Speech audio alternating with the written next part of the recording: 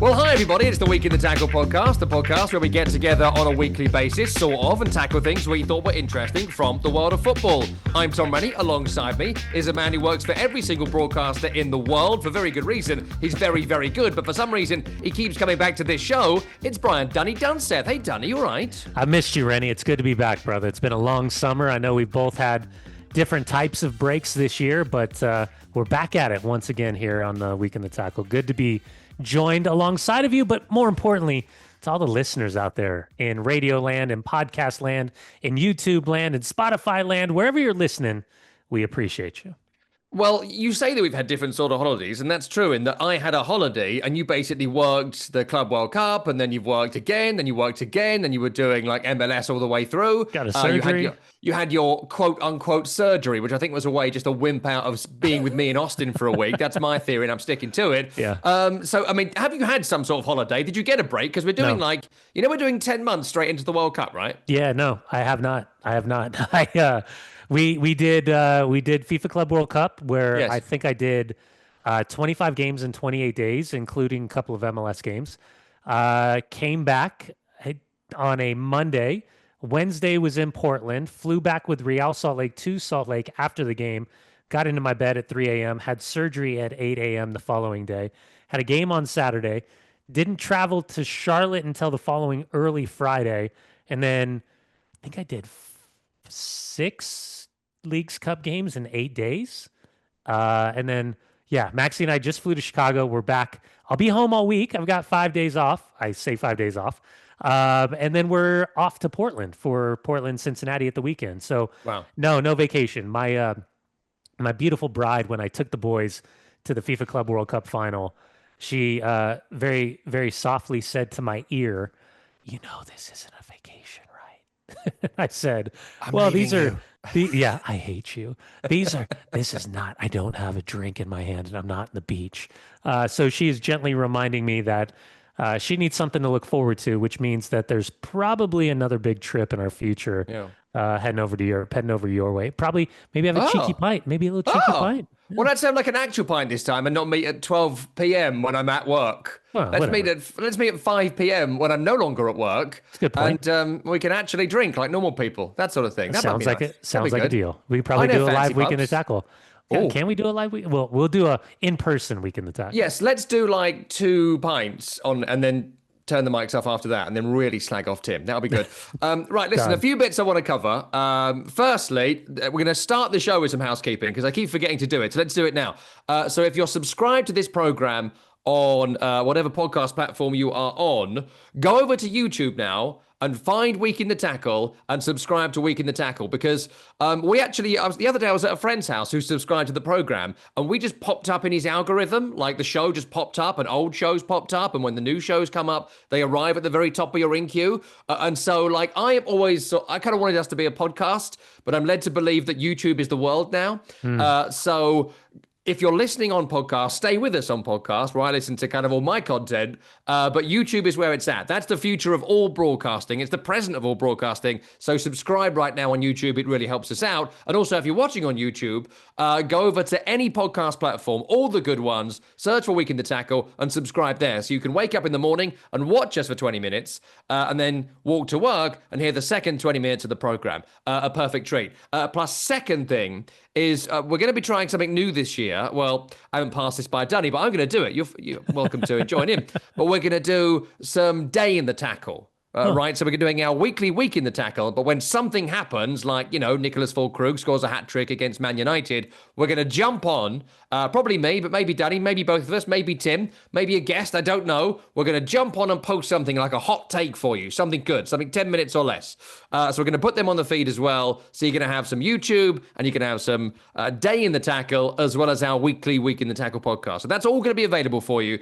So subscribe on YouTube and your podcast platforms, and I actually have been receiving the money for this program, and I actually owe Tim and Dunny money. And so I'd like that to be more money by the time I actually pay them. Okay, so that'd be great. Anyway, right. Let's talk about some things. Let's start with the Community Shield, which we kind of touched on in the opener of the program.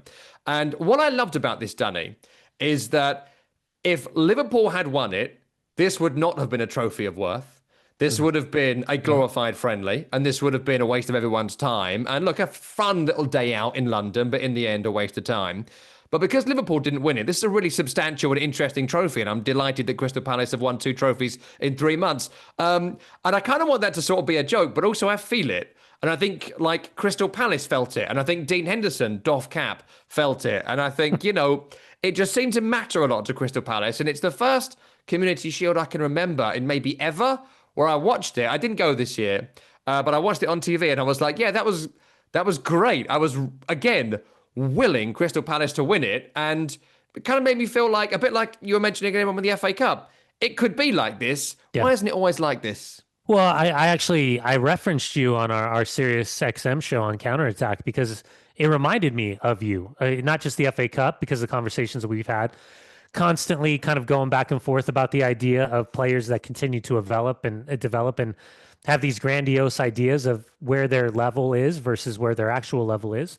And then ultimately the idea of strengthening your opponent, which is effectively when the big teams are buying all of these players, going back to our reference point with Declan Rice years ago.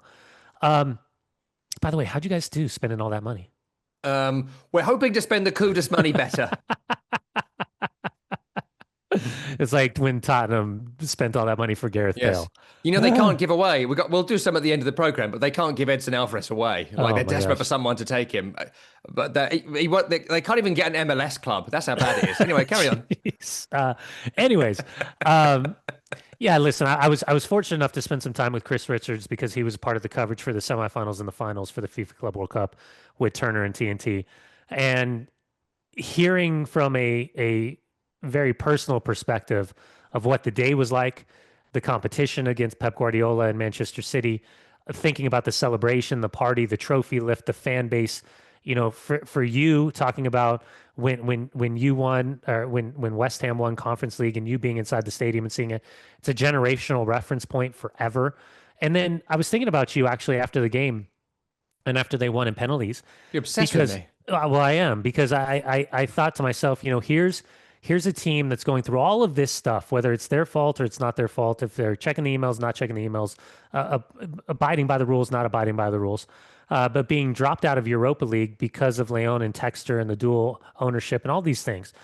And then, theoretically, probably in a better situation because the Conference League is probably a more winnable situation they're not going to be the heavy favorites like Chelsea was, but there's a pathway there. But I digress. Just the idea of what this means, and listen to Glasner put together a highlight reel and talk about it post game and what it meant to the fans and what this is going to mean to the fans. You're right. It would have been, we did the joke about when Mikel Arteta pointed out that he won 2 Community Shields, and we're like, those aren't real trophies. They're not. I guess it depends on your standing point with what team your tribal support is. But the reality is for Crystal Palace, that does really, really mean something. And from a competitive standpoint, from a monetary standpoint, and overall egotistical standpoint, it puts them in a really good position if they can maintain this squad that they have, understanding that Eze and Gehi and Mateta and a couple others are probably in a similar conversation that you and I had about the Declan Rice situation. Is there a better opportunity for a bigger club with Champions League football, with existent salary budgets that that both sides can comprehend the understanding of why they want to leave? But if they do unfortunately divest of some of this incredible talent, that is going to leave a big hole. And I think you could see that they could figure out ways to adapt without Wilfried Zaha, ways to adapt without Olise. But if you lose Eze and you lose Mateta and you lose Gehi, that's some big pieces of the puzzle you're losing. Well, that's why this Europa League thing to Conference League is that I think that point is right, that the Premier League team should win the Conference League every year or at least make the final. It's more likely if they get through their qualifying round, they'll make it out of the group and they get to a quarterfinal and suddenly you've played 10 games in Europe when Palace have never been in Europe in their history or whatever. So that's a great story. But like I was thinking about Nottingham Forest earlier today. James McAtee looks like he's going to go to Forest. As we record this, it's not confirmed as yet, but like he was weighing up his options and he wanted to go to Forest. But if they were in the Conference League, he was a bit like, oh, I don't know. Yeah, it's But in different. the Europa League, where there's going to be more money, not Champions League money, but there will be more money and there'll be more focus and there'll be more attention and all that. Now it seems like it's going to happen. And I just wonder, sliding doors moment. Great to be in the FA Cup. Great to have won the FA Cup even for Palace. Amazing story. But like that extra bit of then being in the Europa League makes it more likely to a point that, to go back to Declan Rice stayed on for one more year at West Ham than he really had to, because I think he was like, yeah, we could win this actually. I don't know if the money came in, the offer came in, what would have happened. But, I'm led to believe there were discussions and there were like, look, I'll do one more year. I'm the captain. Mark Noble's leaving. I want to do that year. And when he retires, Declan Rice will be lauded as a kind of West Ham legend. Right now he plays for Arsenal where he wins no trophies. And so, we keep the rivalry going. But like in the future, he's going to be regarded really, really well for what he sort of did there. But he went out the right way. Yeah. He went out the right way, absolutely. And I think that does matter. You're a long time retired, Danny, as we've discussed previously, and I think is true. But like a lot of these Palace players don't have that same sort of come through the academy, Mark Noble's best mate relationship. And sort of I wonder whether, I don't know, Mark Gay might have signed an extension or Eza might be more likely to stay. I mean, look at Adam Wharton. How good did he look at Wembley at the weekend? Yeah. And if it's Europa, and if it's that huge profile, a bigger profile at least, but Conference League, no one's watching it till quarters. No one's watching it at all. I am, but, anoraks and losers are. But in general, the populace aren't watching it. And so there aren't going to be eyes on him. There's not going to be high profile games. So on the one hand, it's a bugger in the financial terms. But on the other, it's more likely now this brilliant team that Oliver Glasner has put together is going to get picked off, and not later, right now. Yeah, and I think there is probably an emphasis or an onus on Steve Parish and the group. What's the right way to describe this? To figure out a new pay structure for some of these players, and maybe doing what they did with Cunha at Wolves, where they say, hey, you know what? We'll give you improved terms for the rest of the year. We'll actually then recoup all of those terms because we've just lifted the transfer price and we're going to set it at a little bit higher. And so the terms are beneficial for you. The terms are beneficial for us. And then at the end of the year, or maybe even in the January window, you're having a different discussion about this. So I think there are solutions, but at the same time, ambition of the individual player, there's only so many Mark Nobles around world football. That's going to be a one club man, and that forever is going to be linked solely with one club. I mean, as much as Declan Rice will always be respected for the way that he handled his business, there will also be the title of playing for Arsenal in his playing pedigree. So, listen, it's complicated. It's not easy. At the end of the day, I love the idea of these smaller clubs getting better opportunities, more money, and then ultimately being probably better suited to compete in the nuclear arms spending that we're seeing in the Premier League. I've just realised that we're doing Week in the Tackle. We're not doing a live show. So last bit on this. Isn't Crystal Palace being demoted to the Conference League f***ing bollocks? Sorry, Tim. There we go. Hey, we're back.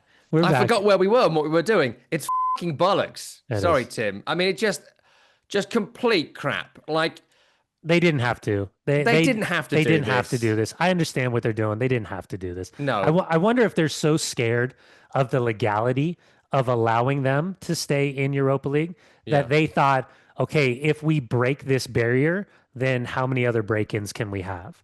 But they've already changed the rule again. So they changed it to be March, and they realised that was too soon, and they changed it again. So it's a rule that or law that only existed for like a year or so, and they've changed it back already. And there is a timeline that's sort of provable where there's a miscommunication, but he's no longer there. He was there for a 3-month period where they were in breach. They're never in Europe. It's not like it's going to happen again. What are we doing? What are we doing? And you're allowing multi-club ownership. You allowed Girona and Man City to be in the same group, and all this. He's not even running Leon at this point. Michel Kang is running it. It doesn't make any sense. They didn't have to do that. It's complete crap. They didn't need to do it, but they did. It's a shame.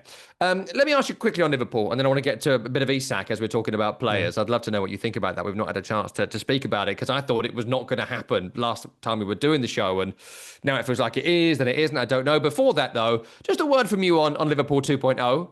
Like it's been an interesting summer, an incredible amount of money spent when they were already the best team in England and one of the best teams in Europe.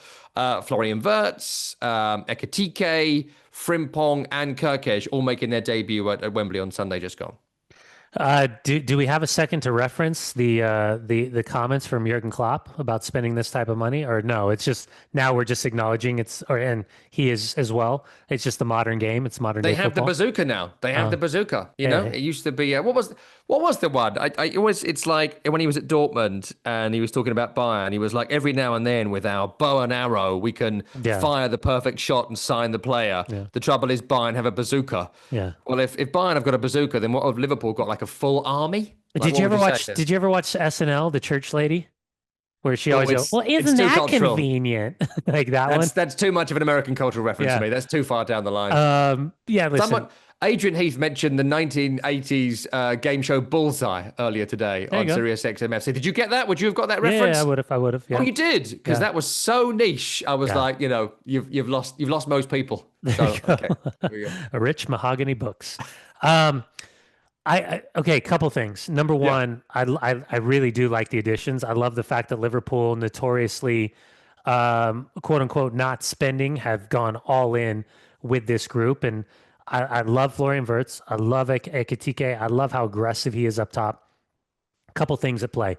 Number one, if Connor Bradley's available and healthy, I'm not sure that Frimpong is still the 100% absolute starter. Number two, really intrigued to see how Andy Robertson handles this with Kirkes coming in.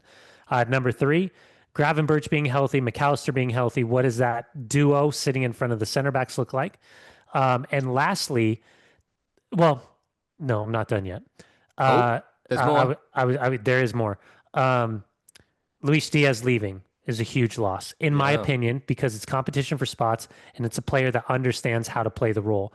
Diogo Jota, it's devastating on so many different levels. Yeah. But what he brought on a day-to-day basis inside that locker room is as important culturally as the ability to execute as a player at such a high level.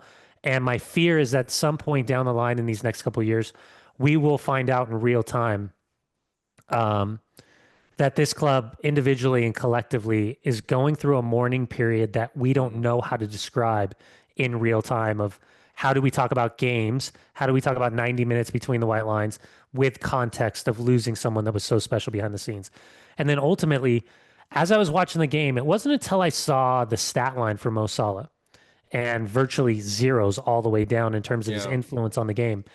I had this thought where I wasn't paying attention to it in real time. So it's going to be something I'm definitely going to pay attention to the next couple of weeks.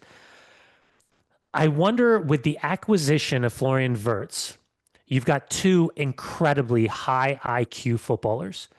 And how can they figure out to strengthen each other with the way that they play?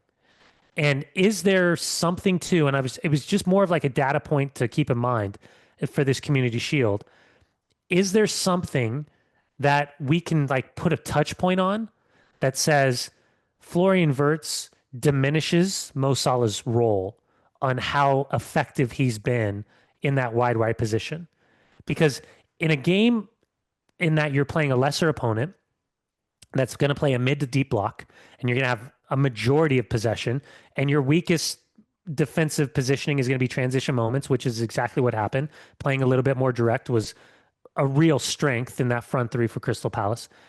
I just start to think about, how does Florian Wirtz, again, get the best out of Mo Salah, the Mo Salah that we've come to love and respect at the highest level, and at the same time play his style of game?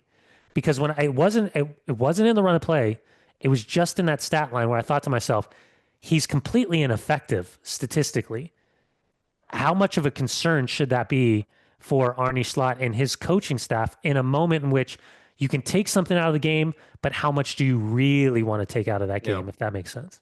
Yeah, no, it does. I think Salah's ongoing development this season at Liverpool is going to be a really interesting story. Like, he did post like Messi level incredible numbers for 80% of last season, and then fell off a cliff and did nothing for the next bit, and struggled in the finals. I think he hasn't scored at Wembley since like 2017 or something like that. His penalty was terrible. Terrible penalty, all over pretty average performance. I missed that chance when he knocked it straight at Henderson, second half. So it's going to be an interesting one. I mean, on that, I went to Chelsea Bayer Leverkusen on Friday night at Stamford Bridge in the Harris Lounge, having some Look at you. premium lagers with some various celebrities, which was excellent. But Which there was was the biggest TikToker that you met? Spings. Have you heard of Spings. Spings? You heard of No. him? No. Just made him up, but it could be true. Yeah. But no, that's What if I was like, yeah, no, I know that guy? You were like, you I was knucklehead. hoping for that so much. I was Wasn't really gonna hoping for happen. it. Wasn't I gonna did happen. meet some TikTokers and there were some actual lords of the UK, and Joe Cole was there as well, who's is lord in my eyes and all that. But anyway, I saw there's also Leverkusen fans, right, Germans, whatever. Who I think one of them lived in England and one was visiting, and they got tickets, yada yada yada. Anyway, I was just chatting to her at the bar, supping on a Madrid, and I was like, "Oh, mate, I had a couple of drinks, so I'd gone very Ray Winston."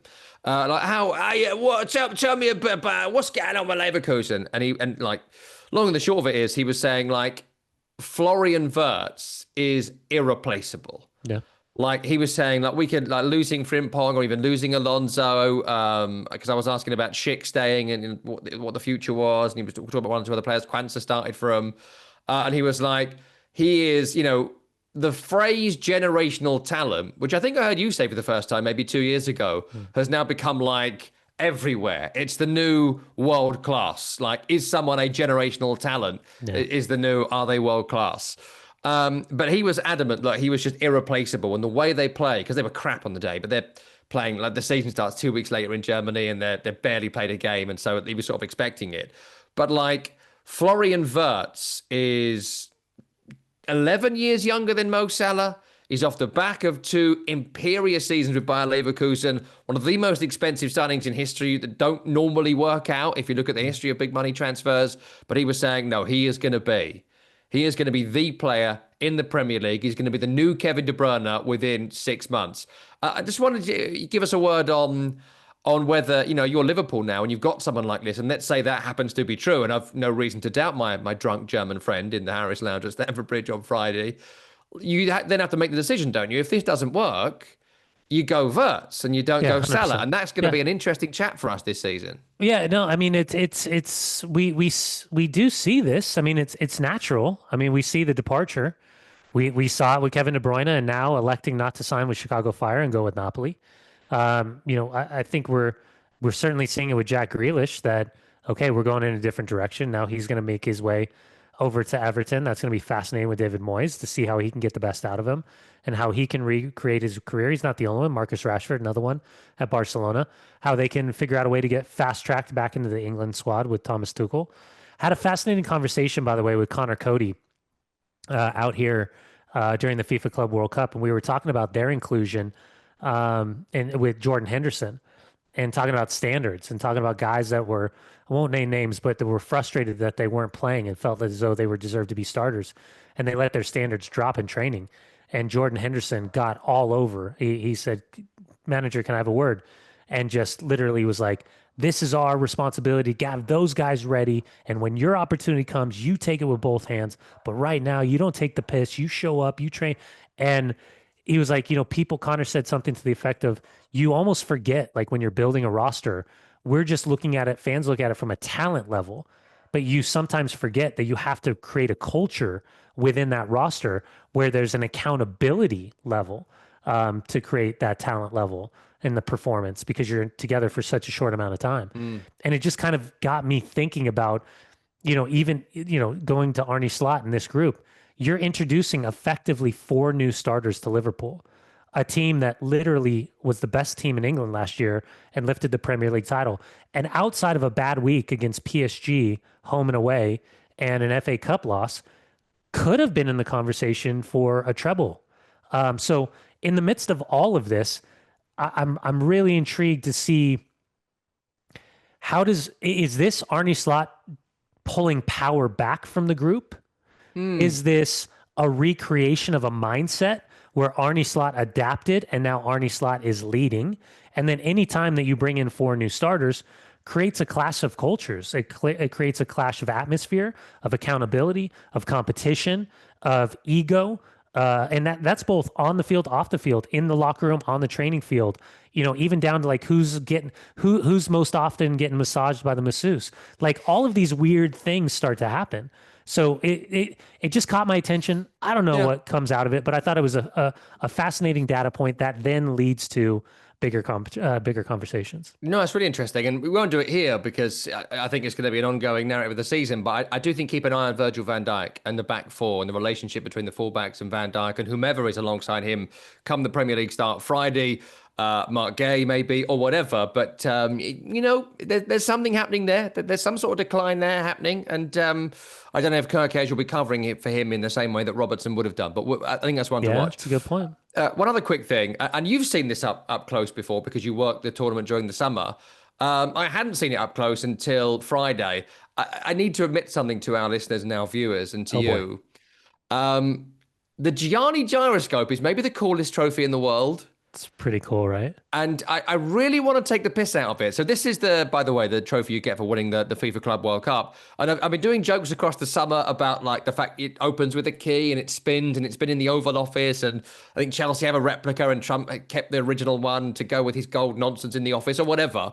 So we're having sort of fun with it. But I got to see it in person on Friday and it just looks awesome. It's pretty cool. It looks awesome because, like, even the bit where, like, so it's like a shield or whatever. What do they call it in Germany? Meisterschale, is that right? But whatever they call it, right? So they hold this up, and like, in Germany, I think it looks a bit naff. Or what was the year when I think it was a COVID year where they couldn't get the supporters' shield to whoever won it, and so they lifted the Captain America shield, which someone like spray painted. Yep. So like sometimes it can be naff, and sometimes it's cool or whatever. So, but it has that element. But it also has the open element, and it also has the gold and the silver and it just looks really good. Yeah. And they lifted it before the game. Look at you. Look already. I still have my doubts about the tournament, which we discussed at length. And, give me the 2029 coming right back to you. Give me the work next time, and I'll say how great it is. But yeah, I mean, you've seen it, Danny. It actually looks really Tim. Cool. Cool. Yeah. Sorry, Tim. Yeah. Anyway. Cool. It did. Sorry, Tim. It really did. It really does. Anyway, that's a whole aside. Yeah. I wanted to ask you last couple of bits. First, I'll ask you about Man United. That's the last thing I want to do. But just a quick one on Isak, because there were some Eddie Howe comments that were before the Atleti game. They played a friendly loss against Atleti. They've had a tough preseason in general, Newcastle. And he said he can't involve Alexander Isak at Newcastle as things stand. I think it was Friday or Thursday last week. There was an official bid from Liverpool, said to be £110 million. I don't know what it is in dollars. A bloody low, judging by the price of everything in America these days, but whatever. It's so expensive. It was like $9 a coffee. Insane. Yeah. I know it's a tourist area still, but I mean, I'd expect a pint of tequila for that. Sidebar, I did have pints of tequila. They were great. But you should come next year, Dan. It'd be fun. But, whatever, mate. Did he even have surgery? We can't believe you. But like... Do you want to see the stitches? I can show you. No. We want people to subscribe to this, not unsubscribe. Just for proof. All right, show me. Show me the scar. For podcast like listeners, for some reason, Danny's now taking his trousers off. I don't know why. See, it's not too bad. It's nothing. It's like an inch. I mean, they took out 4 bones and put 2 screws in. Are we going to get banned on YouTube for this? That's fine. It's not too graphic. It's fine. That wasn't too graphic. It looked like a lovely little scratch. It wasn't even a real scar. It was way worse before I watched it. Yes, I did get some family show. I did get some more tea, Vicar. Anyway, Alexander Isak, that was it. Yeah. Here's Eddie Howe's quote. We've had discussions. It's clear at the moment we can't involve him with the group. Yeah. I don't know how long that'll be for, but that is the latest. I'd want Alex playing today. I'd want him training tomorrow, and we'd love the player to be with us. Let me make that absolutely clear. There's no part of me that doesn't want that outcome, but I don't see that changing before Aston Villa and the first game of the season. Yeah. What's going to happen here? Like, I was chatting to Sean Derry last week or so, and he was saying when a player, as you know, we speak about this a lot, when a player decides they want to go, the rest of the dressing room wants him to go. That's not what Eddie Howe says there. Yeah, I don't agree with that. I don't know. Give us a view. I don't agree with that. I think when a player wants to go, and he is an extraordinarily talented player, arguably the best player on the field, your understanding of why he wants to go. And as much as Eddie Howe wants to make it not about the city of Newcastle, not make it about the club itself and the inability to compete with the heavyweights, there's a fascinating article out there on The Athletic that effectively tries to draw a parallel with PIF investment into Newcastle and PIF investment into teams in Saudi Arabia, how that's backfiring and hurting Newcastle United because PIF is not only strengthening by bringing players in from Chelsea and Liverpool, et cetera, but even a simple parallel of Darwin Nunez being bought alleviates the pressure on the spend from Liverpool. Koulibaly or Jordan Henderson or Fabinho or insert name here that goes over to Saudi.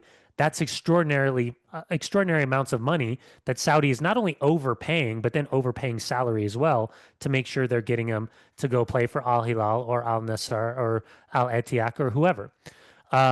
So all of those things can be true. It's a fascinating read. Wherever you fall in line, I don't care. Just it's interesting. It's over on The Athletic. Here's the thing.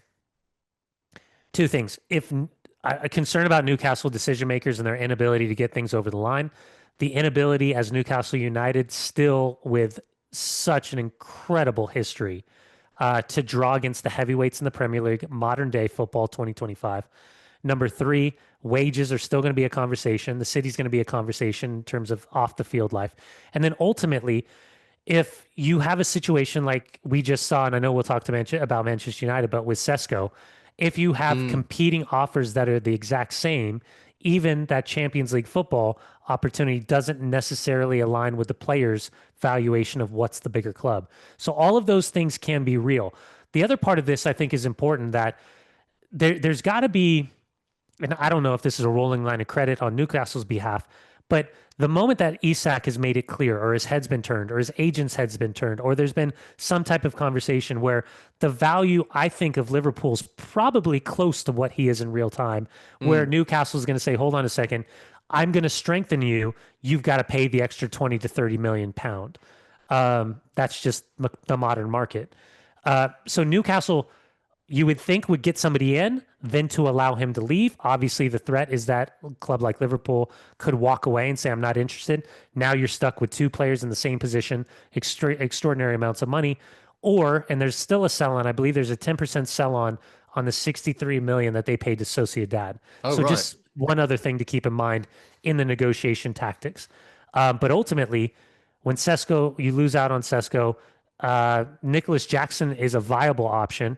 Whether you like him or don't like him, he's a proven goal scorer in the Premier League, just not at the consistency of rate of Alexander Isak. We know he's got temperament.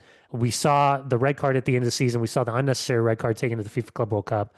By the way, penny for the thoughts of Roy Delap right now, knowing that Joao Pedro is going to be the undisputed number 9 all season long.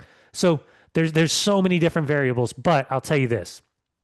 If Alexander Isak walks back into that training room, walks back in the locker room, the guys will understand why they won't give a flying sorry, Tim, because they will know that their best player just walked back in.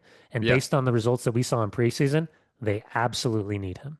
I mean, on that as well, briefly, like, I was reading something this morning, forgive me, I forget where it was, and it was like, the cliche of, and again, it might be true for some players, they don't want to live in the Northeast. That's part of the reason why they've had such a tough window. But it goes back to your original answer on like the public investment fund and where their focus is and where the money is going. If they would slap down a £300,000 a week contract, which is what Jack Grealish was reportedly on at Manchester City, if Newcastle would pay that wage, we're not really having this conversation, are we? At like all. it is the money, isn't it? Yeah, it is the money. It's always the money. Yeah, it's always the money. Yeah. I mean, you can make this same conversation. You could draw parallels to Saudi. Al Hilal during the FIFA Club World Cup was making it very clear that they were trying to use this opportunity in this competition as a springboard. And then they dumped Manchester City. And so what does that do? The reference point is, the football is much better than probably the perception of what we were thinking. Then we understand that with the amount of money being made available, if Darwin Nunez is netting 450 grand a week, a part of that isn't about the lifestyle. A part of that is you are going to deal with the lifestyle because of the pay, which then gives you the opportunity on the football. And it's not always forever, right? We've seen kind of quick little drops in and quick little drops out. Like if I was Newcastle right now, I'd go kick the tires with Al Hilal about Mitrovic and seeing if he would be available at this stage, because he's kind of on the outside looking in. So there's players all over the world. I think it also has to do with whatever the structure is, whatever their little computer system, boop, boop, boop, boop, boop, boop. Here, where's the next Alexander Isak?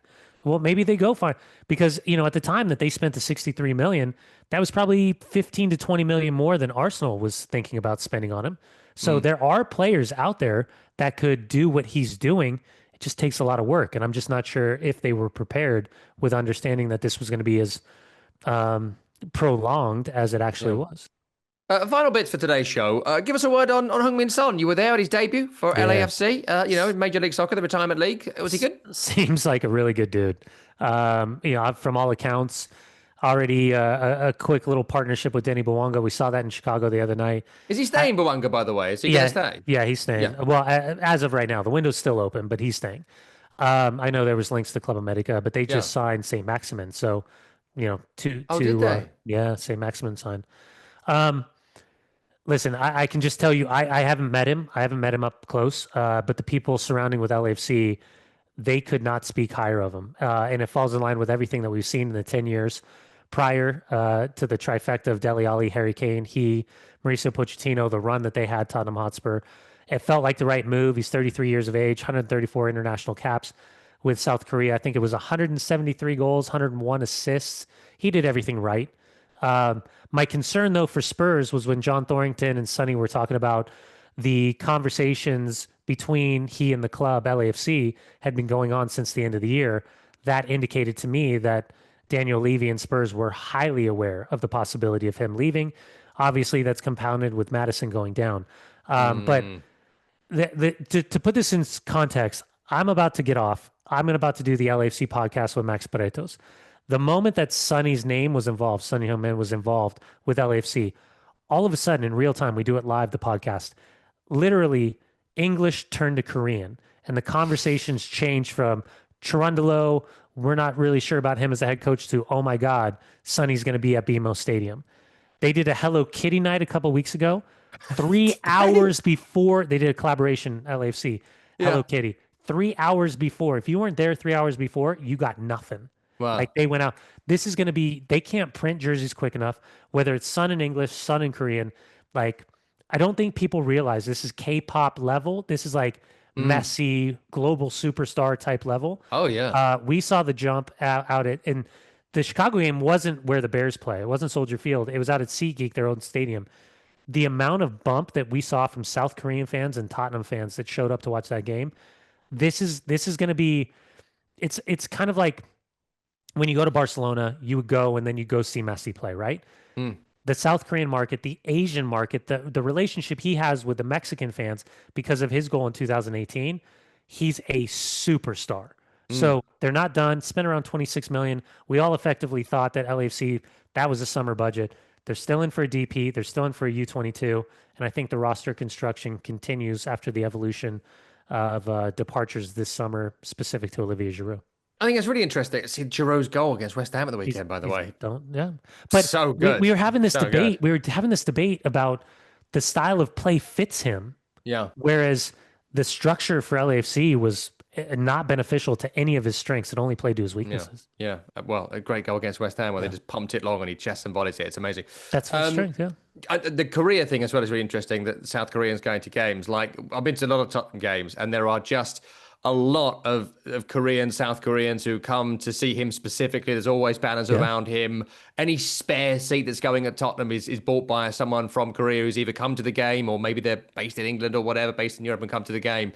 So that's going to be really interesting with like the Korean community in LA, but also people coming now to LA to see him play. Like it's gonna, it goes back it's gonna be really interesting. It goes back to our theory that you're not a one, like nowadays fans aren't a one club fan. They're following the personalities. So perfect example of it. Really interesting. Going to be one to follow.